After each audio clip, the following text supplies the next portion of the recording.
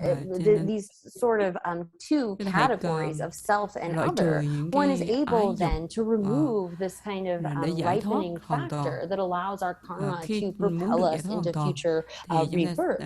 So here, when we see sort of that self and other, when we make that kind of distinction, this happens all the time, whether it is by our sort of community or by religion or by country. We see how it is that this creates all kinds of problems, and it is that strong sort of attachment to one's own side that generates hatred for the other. But when we exhaust that craving, when we eliminate that, then there will be no rebirth due to karma and the afflictions. And so here, this, the way that we normally act is sort of like, we make these distinctions, but say you're like all very close by and someone's born in the West and someone's born in the South and someone's born in the East and so forth. You don't make these kinds of distinctions. And for someone who has become an arhat, who has vanquished this enemy of attachment and hatred, they have attained a state that is free from that and free from this repeated rebirth. And so that's the real enemy here, is this inner enemy of our attachment and hatred. That's what really harms us, is inside us. We want to have happiness, but we actually end up destroying its causes, and we don't want to suffer, but we continue to create its causes because of this kind of attachment and hatred. And so here when we act out of this strong sense of I and then mine and like ours, we realize that we are going to perpetuate this cycle of taking up aggregates and casting them off. And so here, this then is the middling level of Dharma, when one recognizes that we need to get rid of that kind of attachment and hatred in order to be able to get out of this cycle of rebirth.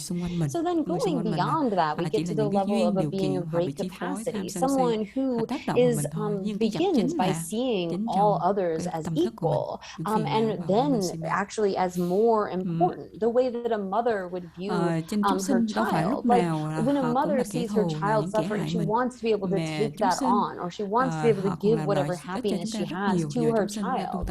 When we are able to develop that kind of sense towards all sentient beings, then, and engage in these various practices of generosity and ethics and patience, then continuing to practice and develop those, we take them to their perfection in the state of Buddhahood. So these are the various levels of practice, but we first begin by abandoning harm toward others through our body, speech, and mind, and that's the kind of first level. And then we move on to seeing the defects of attachment and hatred and wanting to get freed from that attachment and hatred. And again, in turn, we then turn to the sort of great level of practice, which is recognizing the kind of the kindness that all have shown us and wanting to be able to benefit others. So increasing our sort of altruistic attitude, increasing our wisdom is how we are going to be able to attain such a state. And in order to be able to do so, we need to listen to the Dharma. So with that kind of thought, we should set our intention for listening to the teachings, thinking that through listening to these teachings, I am going to, however much I am able to, put this into practice and strive eventually to attain the state of Buddhahood for the benefit of all sentient beings. This is done by increasing this mind of compassion and altruism and developing and deepening our wisdom. And so for that purpose, I'm listening to these teachings. Có nghĩa là sẵn sàng buông bỏ tất cả lợi ích của mình để vì sự lợi ích cho những đứa con một của mình. Nên nếu như chúng ta sẽ thực hành tới cái hàng sĩ phu bậc thượng thì chúng ta sẽ không có cái sự khác biệt giữa đất nước mình và đất nước người khác, không có sự khác biệt giữa tôn giáo mình và những tôn giáo khác. Cho nên hiện tại mình chưa thực hành được điều đó, nhưng trong tâm thức nghĩ rằng là con sẽ làm được điều đó trong tương lai. Mình nghĩ rằng mình sẽ làm được đó trong tương lai. Vì mục đích đó cho nên con lắng nghe giáo pháp này. Nghe giáo pháp để con biết cách để thực hành, để biết cách để sửa đổi tâm thức mình, để biết cách, để biết cái nào nên thực hành theo và những cái pháp nào nên loại trừ khỏi tâm thức của mình.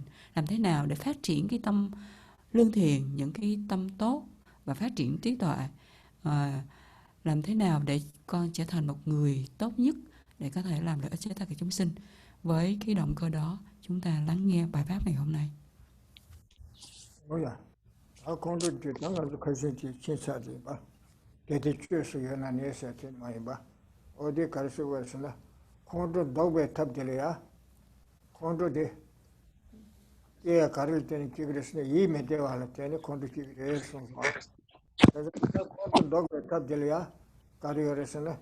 이 메데와데 기교 말했은 거래. 이 메데와 게 메릭 바스라. 잠메데와 가르쳐이나 네발라서 가르쳐이나 이 메데와 기교 말했어. 계속 말했은 거라. 티칭사서 이 메데와 메릭 교센슨 거라. 얘도 사래. 메데와 게 메릭 교센으로 게 교수연하세. 도가르지 총선으로 와.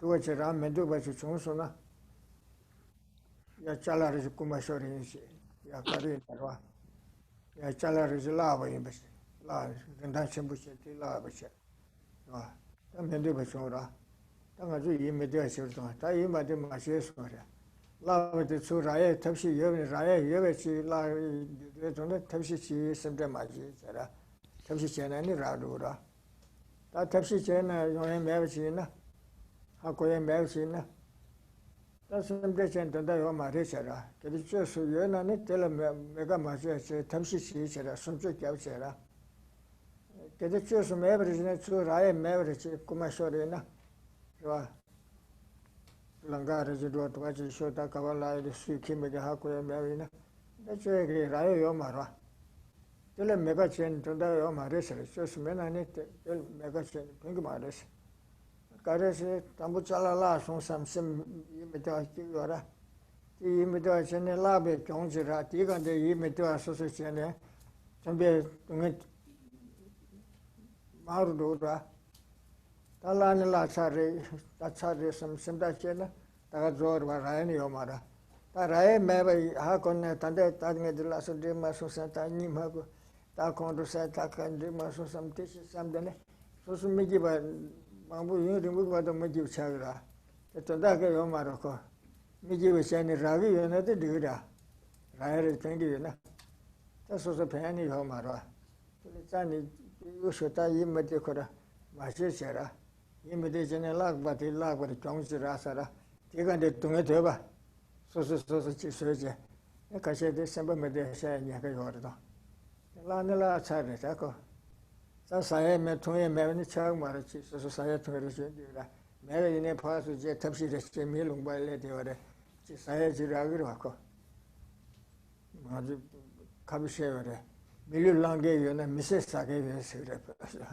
मिलु लांग से जो मिसे जैसे जिसे दोसे वाले सिवारा जो वो चाना सो समसुदांगी वाला ना मिलु लांग से जो मिसे सागे यो वाले से कार्य ने फास दोची से तो मुझे सोए मत शेदा के यो मारा यो ने saya tunye maja mador che tsor mado nyamdo kido era ni ke yo mara ta zorwa che za koshida la ina ta dire sa ngara thanda chene ti ma chur ta ya samriti tang do ata dire chala la na dire thanda ngara sobu thanda ya tha jure samsari o te dire samrita do motor chi do re chungine tam chi chona ata motor ke yo mara ngara thanda lebre ya bude samrita na chochini ya 가부 제도가 그 순간은 로버트 나갈 루트자 차바다나 장당을 와 장다스 미메서 통하네 차바단도 깔래 요라다 그 차바단그라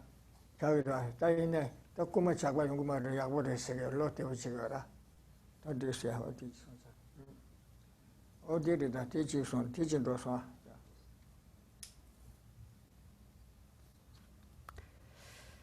So here, as for where we had left off in the text, we were talking about how it's not really right or logical to give rise to this kind of mental unhappiness, this unhappiness or sort of discontent, as it acts as a kind of cause for anger.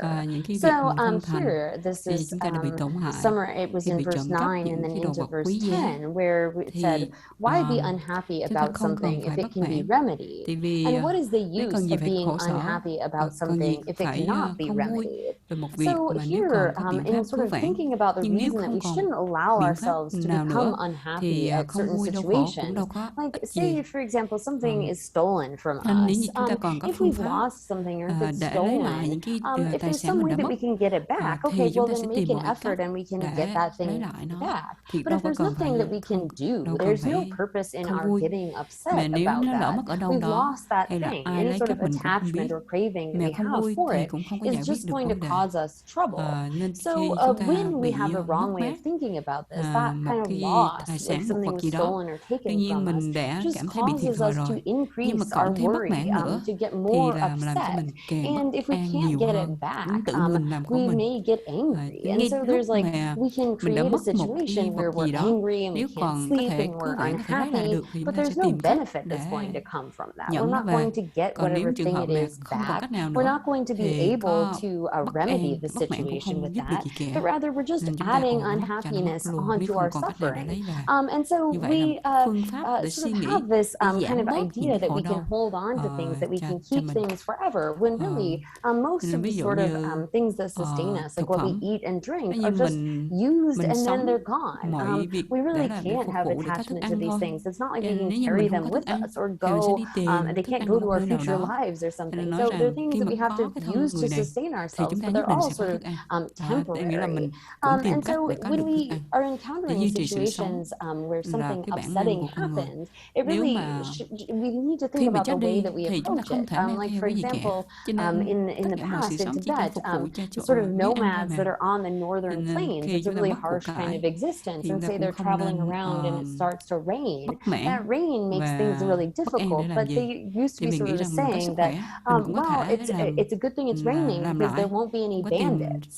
So when có it thể was tìm lại raining, there was not the sort of tiền bạc danger và of của things cải. being stolen Khi cái for them. xe So rather bị than hư hay bị becoming mất mát upset about it, thì they chúng ta really nghĩ rằng mình saw còn the khỏe. positive Ví dụ side of bị it. tai nạn And của so mình too, là we should cái xe nó recognize that hư if a nhưng mà mình còn situation cái can be thân bạn này là remedied, quý then lắm we should rồi. just remedy Cho it. nên But là if we chúng ta cứ suy can't nghĩ tích cực như fix vậy nhưng mình this, không bao there's giờ no use in being phải khởi unhappy lên because we're just những adding cái to our own bất mãn thì suffering không if hợp lý we nữa. Chứ sort of nếu như allow trường hợp ourselves mà to become có upset. thể giải And quyết that được thì chúng ta tìm cách giải upset, quyết, that mà sort of không giải quyết được thì chúng unhappiness ta bất is the mãn thì fuel cũng for chẳng giúp anger. ích gì mà nó chồng chất thêm khổ đau cho bản thân của mình.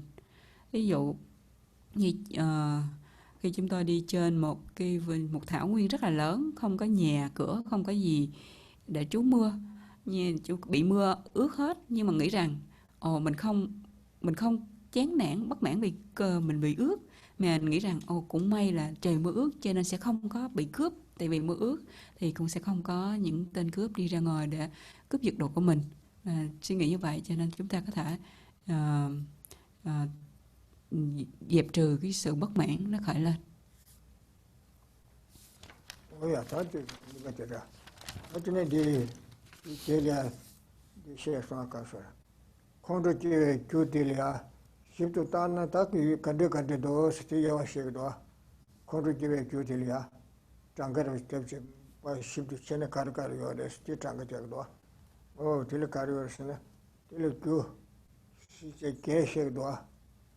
Geshe ta kanga tomni kenyi chudru yungra. Karkar shekdusna. Tangbo tida kondu kiwe kyudirwa. Chitan badalaya. Da ki chonda wa tusulya. Ini tunge chunga de. Kange richi chungsuna tichirwa. Kange chungsuna tichirwa. Tin tawzo diliya. Yabu chungsuna. Senyi yungdwa. Tunge che. Nyeba siduza, mi khashaya kola nyabchu sheshe, mi kyo la, yagu me kyo li tiko me shi kola chalan do shida, benzo ribzi tobiya yune ti tomba chuwa shiwarwa. Nyeba toba la kek sheba sigora. Nye dang se do, ni tatuli nga do swa, dunga nye dang se shidwa, o ko nyabchu shene. Mi kyo li sheshe, ni ko rogba che richi, tobiya besha tobiya ta, chala tobiya ta, yagu chuwa yune, 이 매형에 빠지셔서는 공부사기라. 이 야구치 중에서는 그 가오용거라. 진짜. 애들은 얘다. 아니 한국에서 실수부 소선 등일이야. 그 지시 미유사메라다 지시세 뭐뭐 제버서 간가 이 가서 라고도 근데 걸 내서 좀 마부유사야. 뒤에는 con đường cái đó thì mình giờ sang ngoài sum malam này có là cái gì mình mà có chỉ để mà để cái mình ở trên đó ở trên đó sẽ cái đó thì sử dụng đó ta tuần đó thì sử dụng thì chúng nó có cả số đấy 내가 dùng cái đó thì đầu giờ sẽ thì chúng nó cả dùng cái đó nheba mà thôi chứ nheba thóc xuống nó cả dùng cái đó nheba thóc xuống nó cả dùng cái đó nheba mà thôi nó 내가 dùng cái đó sự tu ra thì có được mà làm nó cả dùng mà đó 야보 레스 라브로 챤나니 가보용 그러와 어디 지대 최게 식도 같은 지대 최게 나라도 지대 바솔 어디 게 데페 요래 계제 미기 지식매도 섬자르시와 아니 잘라라지 토비야다 치파수 지지 만데체 지실나 바케 데데 용구라 그 지대 최게세 도메나 미키바 용구라 데나 가와데라 아니 셴지 나바케세 아니 벤조로랑 토야 요데 톰나 가보용구라 디미기 계기제제 마톰나 동에 용구라 아니 식수부든데 민둥리아 치메라타 식두자든데 랍스나 콘두사그라 야불랍스나 땡아라타스나 가다시오구라 야 꼭도야 지질라 가가사 수수마고 제 미션다 요살 카타니치 랍디 땅기에 하고스는 메가 용구라 거울로 계저 걔네 야부시다데 시기도 배 컴퓨터에 땅그르스는 가우용구라 도시디 책들이 와는 가서 책들이 가 미기 때는 야부데서 지 말에서 그전에 쟤네 책들 가게 편에 요 말이셔라 쟤네 도시디 책들이 사겨래 미치 생마도 미때서는 때베 유면에 지터에 좀 가다셔도라 또 매래를 따서 두다 쉬겨라 어디다 두셔야 되더라. 제가 군직된 최계스 명들 있다 그래라. 미 가르치거나 삼치다라. 이 벤조라 말하다 티셔세. 소소전단 되바데 tum마투바다. 되바토발라 계제바니 용도. 멘도시다 되바에 계제발레 좀 이미 되었어도. 멘도바시아바다. 되발라 계제바니 세. 이제 최계나 티용도. 다야 다다버진 소소 메가지나 그 누가 시디 중수는 소소 가게 요래야 야가 시디 중수는 소소 콘도기를 아까 산디미드사 콜리하고 중사서 소소 미기비 차비라 그래서 다녀도 소소 미기비서 심망부 소사래 알레 소소라도 이백까지 소소치 깨지 생긴 뒤만들듯이 감매같이 용구라 다 미신다들 야 용초고 말아 가셔야 소소 초들이야 야고 시디 중 가오데 도부시 중 메가라 자 미신다 소소 메가 나오면 도시네 야구시디 촌에 메가레 누구시디 촌이야 가레서라 제가 거든데 제대로 지게나 하니까 선배미 기바다 녀들도 가가 연구하라 최내 송변하시 소소 야구 연구를 소소 남미 야구 연구를 뒤에 현달에 처음 맞으시 내가 맞으시 때는 야셔대도 녀들도 영역에 요 말아 소소 야구 연구를 야미 버저대 집에 존은 되게 말아가지고 야구를 쟤는 라든 다다를 저 공하던 단데 쟤는 대서말에 섬지야 버주도 막아서로 그래서 그 미집에 영향이 시코랑 아주 망부수도 어디에 있었다 내가 그 영향 들이야 망부수에도 어디 송산에 되면도 지금 최게 들이다 전다 지금 최게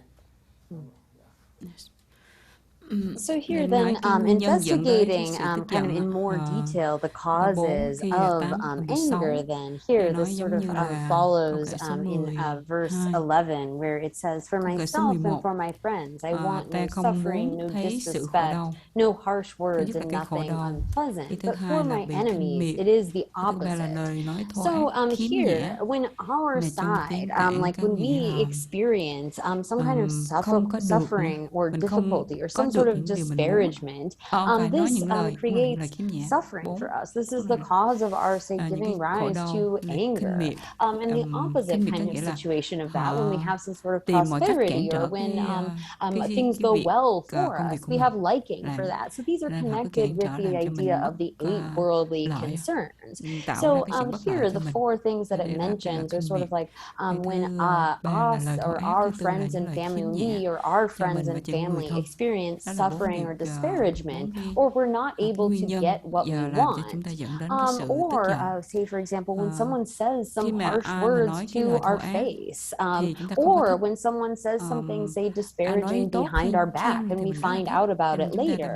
These are the kinds of situations that lead us to giving rise to anger. And the kind of opposite situations of those we get attached to when we have some sort of prosperity, or when we get what we want, when we have good conditions. When someone says something kind to us or praises us in some way, or we find out that we have sort of a good reputation behind our back, like other people are speaking well of us, we get attached to that. So these are the 8 worldly concerns of being attached to sort of happiness and prosperity, and having these kinds of like praise and a good reputation, and not wanting the opposite of that, not wanting to have kind of a situation where we are impoverished and in suffering and not getting what we want, not being praised, and not having people say good things about us. So here, when we sort of examine how these act as causes for anger, we see that when these good things happen to us and our side, we feel sort of a reason to get angry. But when we examine the kind of other person, when they say get good things, when our enemy has something good happen to them, that in turn can also become a cause for us getting angry. But here, just thinking about the kinds of things like praise and disparagement, words can't actually do anything to us. They don't have the power to actually affect any kind of change, to harm or benefit us. But we hold them as really important. The kind of weight of words is something that can create a great deal of suffering. We can get really attached when people praise us, and really down when we are disparaged, and so forth.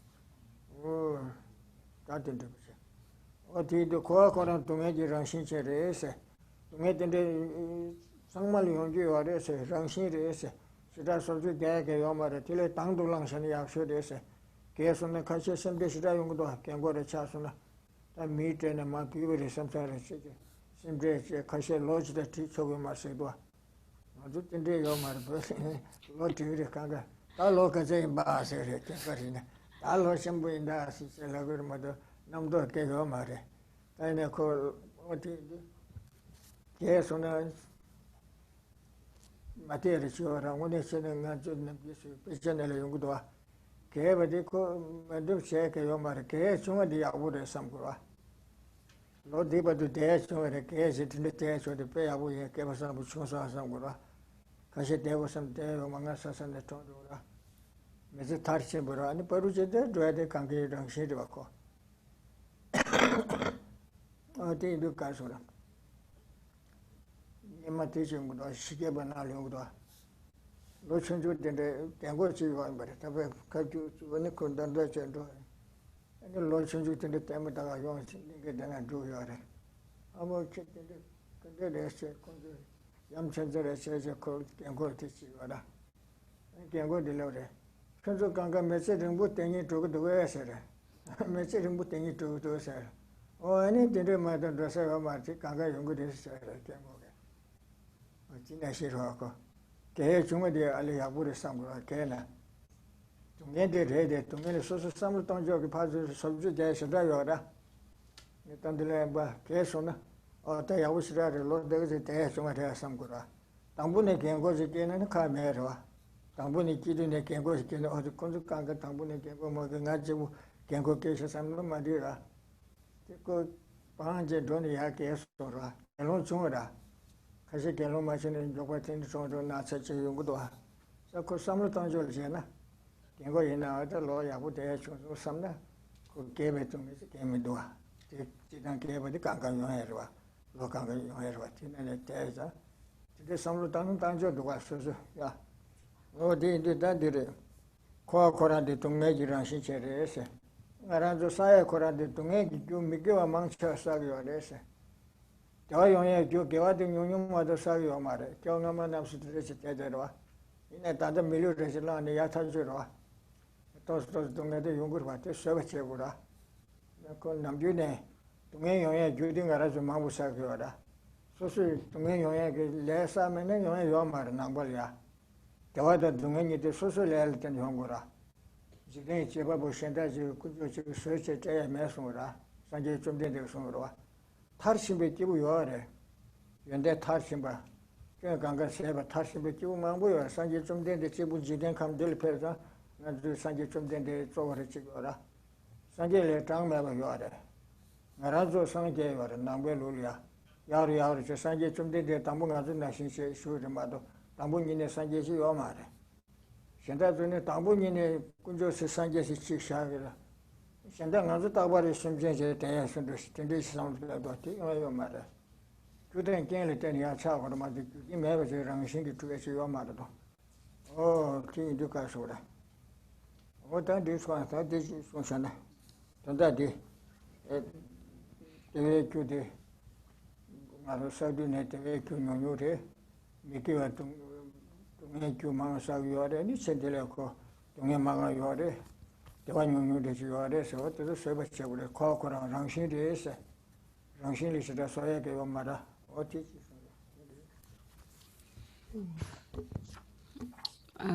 một cái phần nữa là chúng ta phải here, then, again, with regard to the sort of causes of our getting angry, again, we create so many issues by being really strongly attached to these 8 worldly concerns to our own side, and getting upset when others get things. It would be, really, we would be a lot more peaceful if we could just sort of be content with what we have, but often we look at what others have and give rise to this kind of competitiveness, or we see those that we consider our enemy and they get something good and we get angry at that, or we get sort of happy when something bad happens, and this is really not how we should think.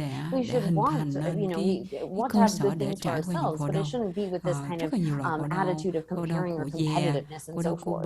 So we create so many issues in this way through our sort of unhappiness. And here, turning to the point of the kind of training in the sort of patience that willingly takes on suffering, the first point is thinking thinking about how the nature of our sort of contaminated suffering, this samsara, is not beyond suffering.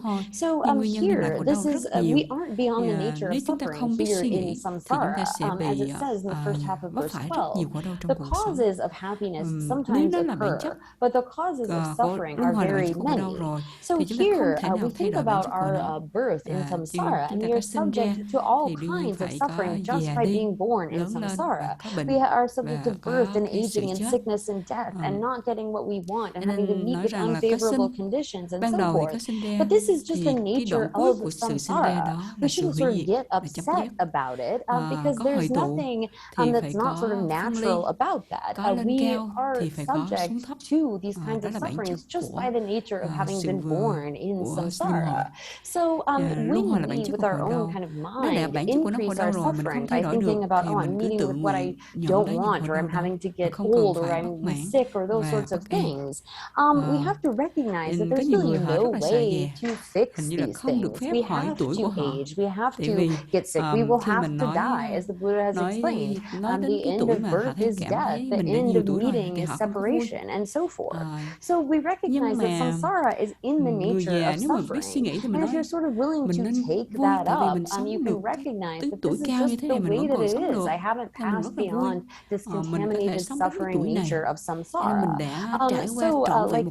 In Tibetan culture, it's sort of like you ask people their age, and there's no sort of like superstition around it, or no kind of bad feeling about that, because people are sort of, they see it as auspicious if they've had a long life and so forth. There's an episode described, I believe in the 400 verses, where there's these young people, and they're sort of watching this old guy who's suffering, and he says to them, well, do you want to live a long life? And they all say, oh yes, we want to have a long life.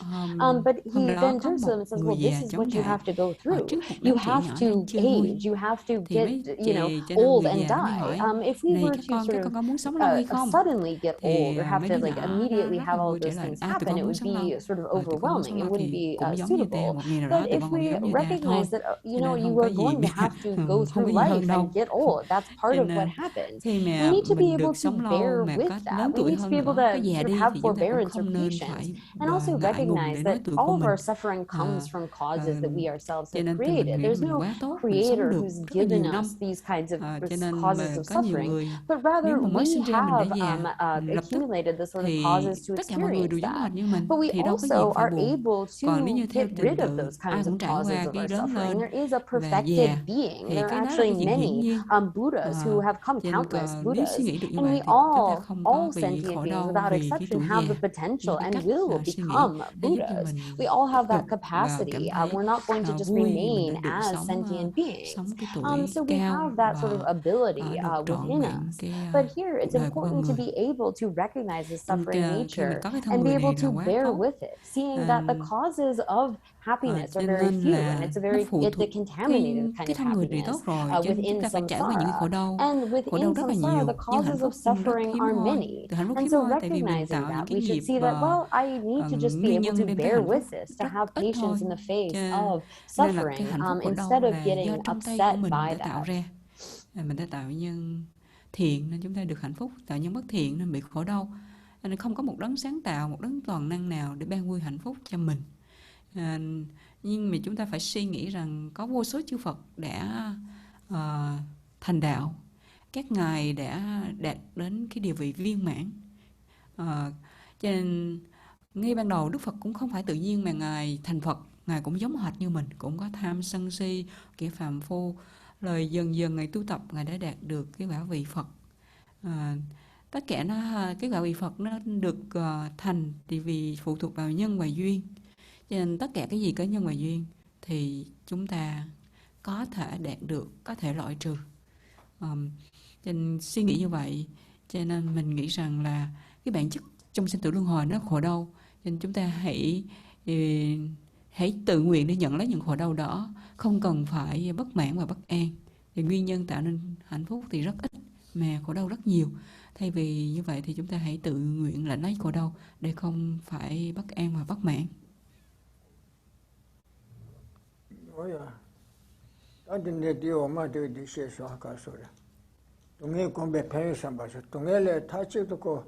tuwa chiya yo ma re se.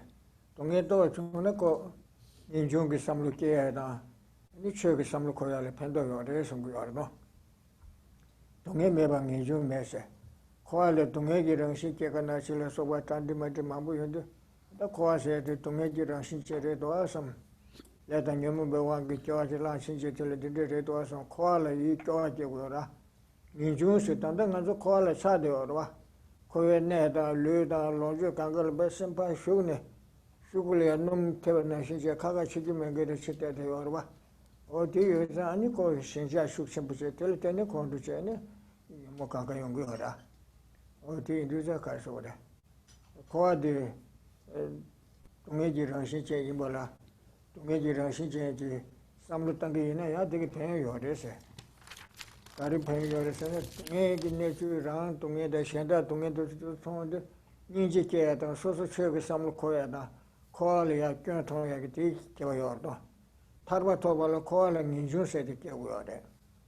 Koa tanda nganzo koa koya di yabu yin samir mado dili lakwa chi ya dosa chi yore samsa samlu si yo marwa. Dili shinji cha ni pe susu nangda karini dili pe shinja rab che che yaksu di che dili mado dili ya thandiyo tang dili ki yo mardo. Tangone koya dunga samlu tangbi na. Ni koala ya shamba los ninjun se di.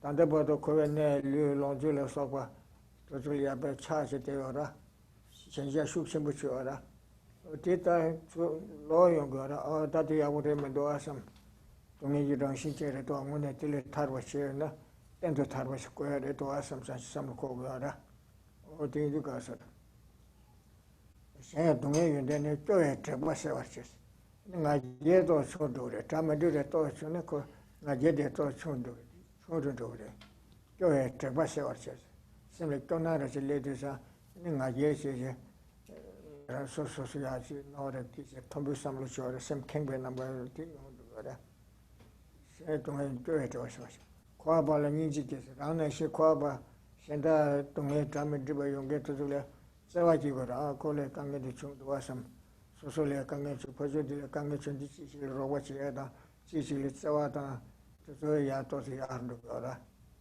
저한테 와서 과발이 결과가시 되는 거지 오늘 최선 단계신에 동해 강가 교디 랑게 tikba산에 용어 여지 삼고라 대외 대부디 강가라 개와천 용어 삼고라 오늘 최나 제비네 꽤 강가들 랑게 인세 이 디날이오래 다소 까담벨라마 주시나야 이제 간데지 로베이나야 다 된다디 꽤 강가 소소레 샤스 소소만데 좀 샤스 연대 강가는 심쟁 때는 좋아해 샤스 이마도 하고 주라마 소소를 빼서 가져로네 이래 바치시도사 꽤 강가 소소레지 사유서 telten 용거라 니 메가르지네 소소 교나마 콜 메가 제tar 네바치데 단다 통도 님에 바차레 세제 무대 오면도 상코라 다시게 용거라 어디인데 소소레 냠바사 메나코 동해 영향 거를 요 말와 잠도 요 말도 저 랑글레진 데부텔 때는 연구하래서 저 도가 가르쳐나야 소소가 만드네 이게 레사 셴레바체 이체베 랜드지 요도 왔음겨라 아니 겨와라 주체네 티가는 심지할 때는 연구도 심지할 때는 심바탕 할 때는 사방발 때는 저 지금 다 서바다 어디니 준비를 해서 심지할 때도 갈래좀 연구도 야가가데 제가 그 연대 강가 심지에 가들 때는 좀 사실 강가 가라 마디 티바산테 데부레셔섬 이제 가르로나 카시네 티마토 차 그냥 통마 송송기와라 어디네 시 섬다시네 데데데와도 어다이 버셔 다 돈다 갈소라 돈다 매베 동에 땅리 망부 요래 소라 함모 우마원주 좀 함모 우마를 소바 쳬베텐도 아니 소스 르메다 땅에다 칼라마 쳬시 마숨시테다 텔레 대바시네 가야도다 르멜세 소바 쳬니멜로 소용도 다데 자가도 나만남시 티네시야 룽바 치리아 판데 두르 쳬제 베티르 쳬 소소소소 소볼이야 마소슈 차초 디생게 요도와 어제 텐데 손도 티쳬베 던다 메베 던다 칼레 마부체네 소통게 마부 요다 쳬마인베 던다리아 아주 재밌게 도 복싱 쉬세도 다때 Kale to say that a kale or an issue says don't do. Can't then with reach over the standard, this service. The patient at those I made a meditation. I intended in the kindness. Then could the dust carry on my tit and the kind of sort of good to make the sort of good. Kashina, she is and she as a sinner, she's a sort of good she may be arches. The check on Dalia and the toss to make you all a servant, so reach over the Asia. And that change you to the music in the sort of good washing weather. All teach who shine to him, people don't understand it. I didn't have a letter. So then the next point is thinking about the benefits of meditating on suffering or on contemplating suffering. So here it says, without suffering, there is no renunciation. So then the next line, therefore, mind, you should stand firm. So here, by reflecting on suffering is how we give rise to a sense of renunciation, of wanting to definitely get out of samsara. Having this kind of thought of accomplishing dharma is really due to contemplating suffering and having this attitude of like disillusionment with samsara. Well, currently we're sort of enthralled with, we're attached to samsara, all of the various things that we have within it. We really see as quite pleasant most of the time. We really are like all of the very sort of things that we have. We definitely are attached to them. And so it's by having this kind of disillusionment or renunciation with samsara, seeing it as being in the nature of suffering, that leads us to strive in our practice of dharma, and to that attitude of renunciation comes from contemplating suffering. It also helps us give rise to compassion for sentient beings, and it is by seeing these faults that we then sort of want to get out of it, because most of the time we hold what we have right now as sort of the best situation. We don't really want to get rid of our body or our land, our abode, our various possessions. We sort of see them as pretty good. But in order to get rid of that kind of attachment, we need to reflect upon the suffering nature of these things and see that really getting out of that, giving rise to this sense of renunciation is something that only comes from seeing these as having a suffering nature. So it's said elsewhere that suffering, contemplating suffering, helps us get rid of our pride. Our sort of arrogance is brought down, destroyed by thinking about suffering. And suffering also helps us generate compassion for samsaric beings, for those that are still wandering in samsara like us. And contemplating suffering also generates a liking in virtue, because when we see that all suffering comes from non-virtues, no one else created this for us, no one else gave this to us, but rather whatever sort of suffering that we encounter is due to the causes that we created in the past.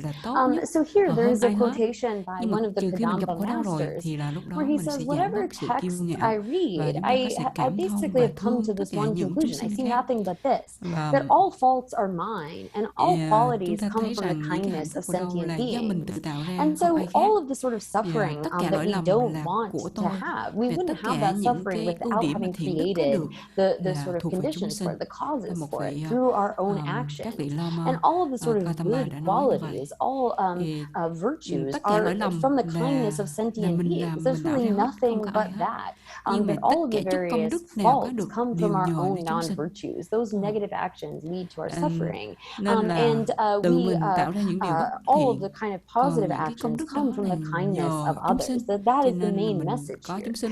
So we see then that people are willing to put up with all kinds of suffering, willingly sort of take on suffering for very trivial purposes or for sort of no purpose whatsoever. There are various practitioners in India that were in the past and probably still today that would engage in all kinds of ascetic practices, like burning one's own body, starving oneself, and so forth, as a kind of religious practice. And we see the way that people will endure endure all kinds of suffering when they're like điều competing or kiện fighting as mà countries. Or you could nhờ even ơn take chúng sinh something mà like mình mới có được. boxing. When people engage in these kinds of sports, they're willing to put up with Giống như a một lot of số pain người and tu suffering, khổ hạnh như ngoài even đạo just for say maybe getting a little bit of money or vô a cớ good chịu những đau reputation đớn, or xẻ something. cưa và nung So we đốt. see in these Thì kinds of tại sao ta non-dharmic không can đảm actions, để chịu people khổ đau are vì mục đích beings giải are thoát? willing to endure Tại all vì sorts of suffering for really cái vị trivial La Mô kinds of Bờ purposes. là thực So hành những cái we, pháp for khổ a hạnh great giống như là purpose, đốt should thân be mình able hay nhịn to đói 2-3 willingly ngày bear with or take hay là on làm cho thân mình this chảy kind ra of máu suffering, any kind of để suffering that we mong rằng để endure gặp or được that we cái encounter. vị thần So quan chúc. that takes us up to what we had Họ đang làm covered những việc last phi time, pháp and then mà we'll họ start còn siêng into năng như new vậy. verses following this.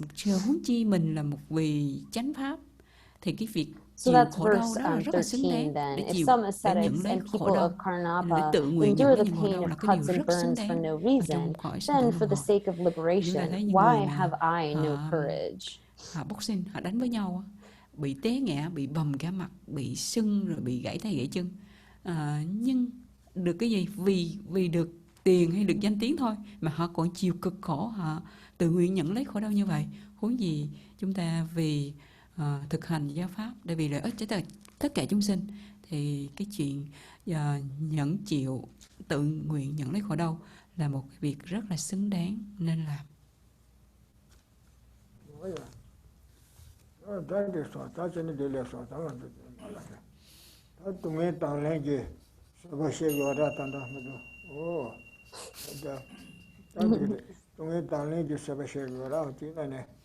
Tungé tang tu le ba de komgi ina ten kale ka bu ma de se ara zo komba yo ma ro to zi ma di be chuna ta di ma so sin nam sa yi me de wa che she ge do ta de le ko sem cha bo re che she ti chi wi na tu de yong de ko de ta ba de sta di be che ga yo ma ko ye rang she de sam cha de yong de mi sa ma le yo ya sam de sam gu ra ma da nga zo je je ne so so chi bu lu ji de kam so chi le ma chung je nga le tu bu de chung sam sa so de che 동의 제대로 또 어떤데 제대로 말을 송교하다. 그래서 공부이나 동의 충분히 담은데 총선 틀려 당돌라네 어떻게 요말 삼지 서tum나 동의 전부도 서셔셔도 그래서 거라. 신배긴 담한테 삼장을 몇자 송도도 날. 신배 요라 소소친구도 이 담한테 배신주배 또 녀버시다 요라.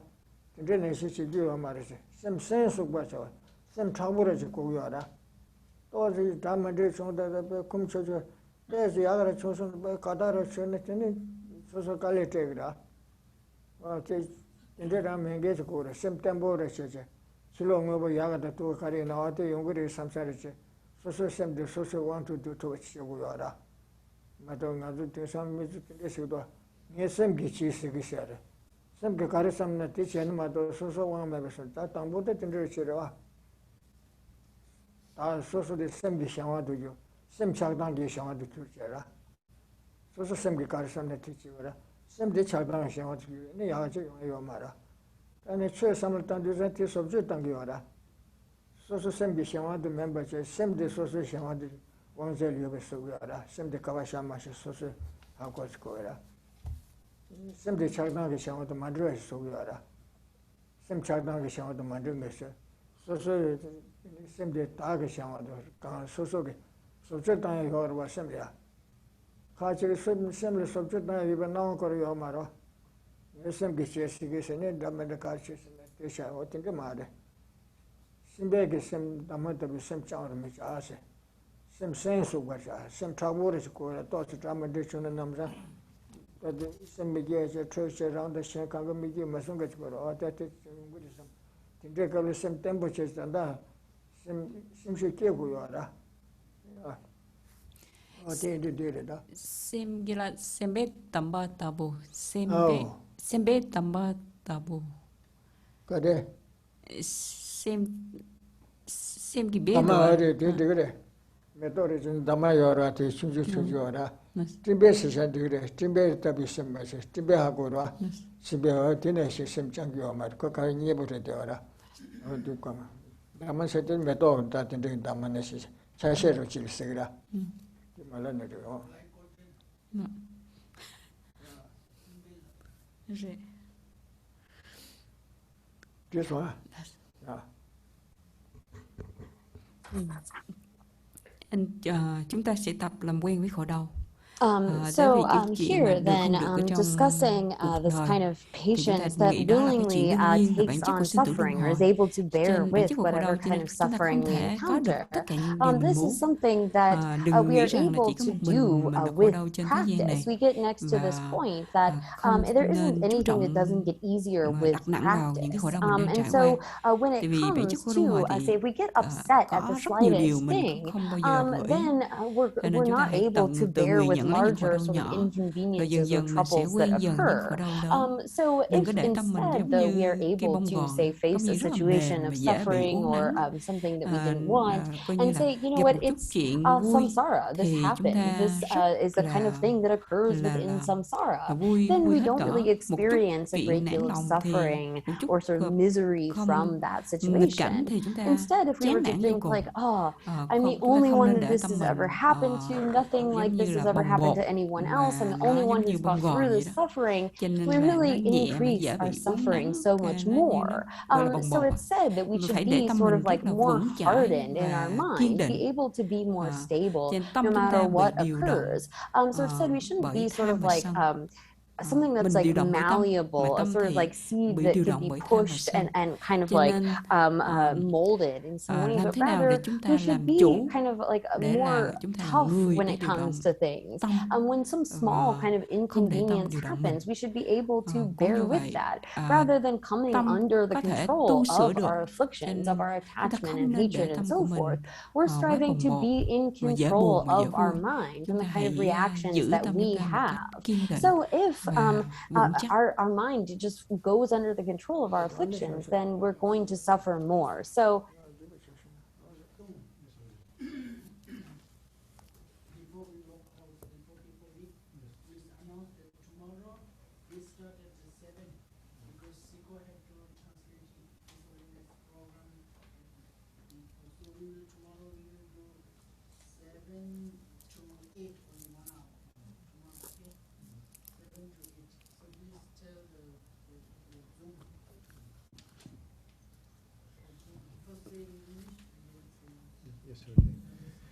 Yes, Dhamma brothers and sisters, tomorrow evening our class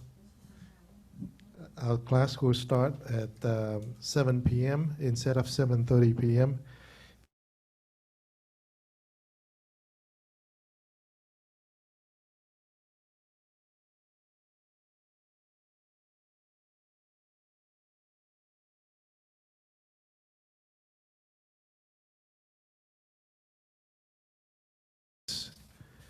And kính thưa quý vị, Rinpoche nói là ngày tối mai cái lớp học của mình sẽ bắt đầu từ 7 giờ đến 8 giờ thay vì từ 7 rưỡi đến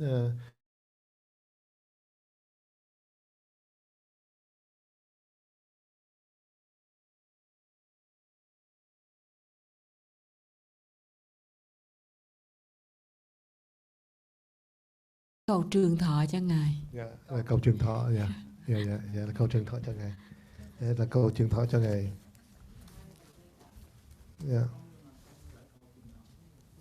Oh yeah. They're asking about when the long life prayer will start tomorrow. So it's 8 giờ sáng giờ Ấn Độ, tức là 10 rưỡi tối mình ngày mai Houston. Vũ Tài chỉ có 9 giờ rưỡi. 9 giờ rưỡi bên này. 9 rưỡi tối bên mình. Bên Ấn Độ là 8 giờ sáng nhưng mà bên này là mình 9 rưỡi tối.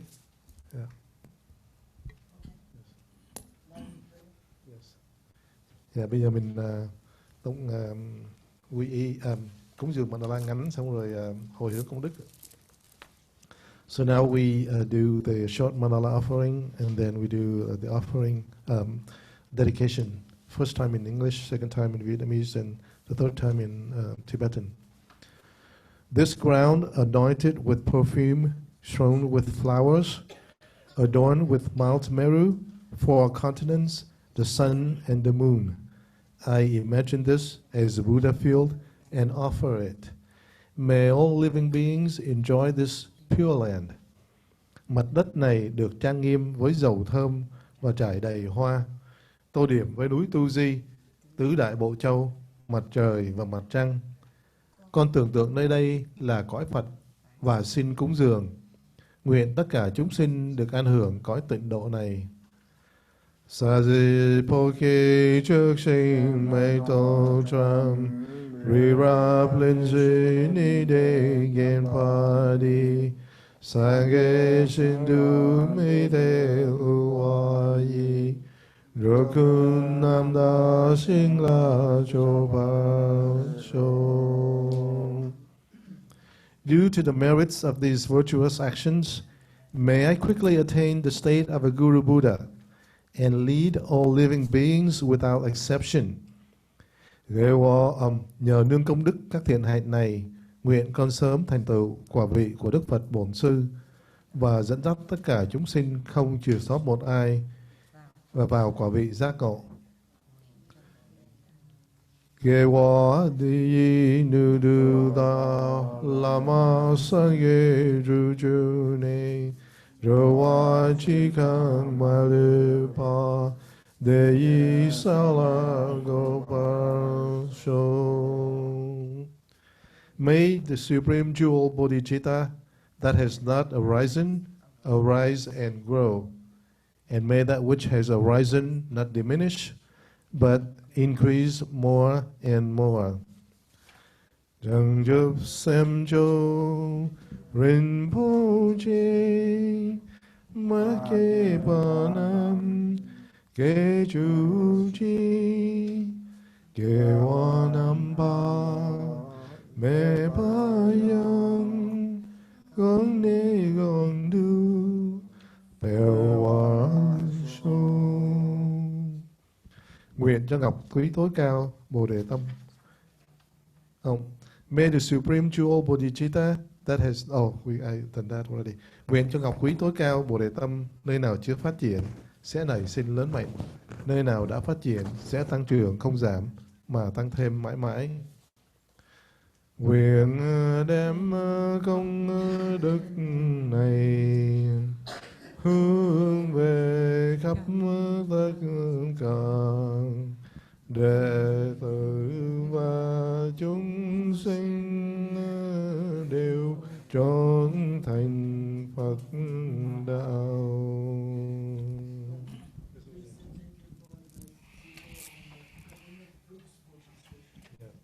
Yes, Kala Rinpoche, I'd like to thank Geshe Tenzin Yangchen Droma and Miss Katrina Brooks, for their wonderful translations. Thank you, Rinpoche. Thank you, Geshe. Thank you, Rinpoche. Thank you, Bodhisattva. Bây giờ mình đứng lên mình lạy tạ ơn Ngài.